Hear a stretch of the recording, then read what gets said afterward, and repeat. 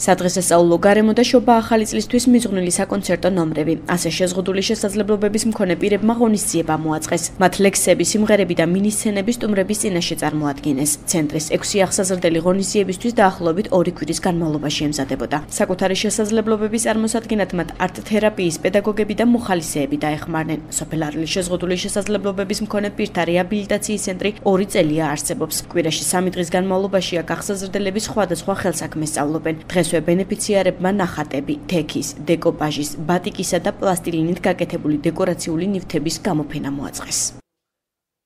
დღეს ბავშვები გააგდეს ლამაზი საშობაო სახალხო საშობაო ღონისძიება.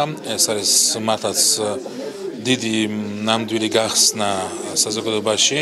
მინდა გითხრათ, რომ ბევრი ბავშვი აქამდე ვერ ლაპარაკობდნენ ან ვერც არ ქონდათ კონტაქტი ურთიერთობა. ისეთი დიდი სურვილი აქვს, რომ შაკეტილი სივრცე გაარღვიონ ამ ბავშვებმა, რომ მცირე ღონისძიება მოამზადეს, სტუმრები გვყავდა ასევე და მათთვის ძალიან მნიშვნელოვანი არის თითოეული ადამიანის აქ მოსვლა, მათი სტუმრობა, სითბოს გამოხატვა. მე მათგან ბევრ რამეს ვსწავლობ, სითბოს და ბევრ საუკეთესო რამეს. ერთი მშვენიერი დღე კიდე ვიხილე ამ ბავშვებთან ერთად. მშვენივრად იმღერეთ, მშვენიერი ლამაზი სიმღერაც იყო, ლამაზათაც იყოს და მოხარული ვარ, რომ მე ეს ბავშვები დღეს აქ ვნახე ესეთი მხიარული.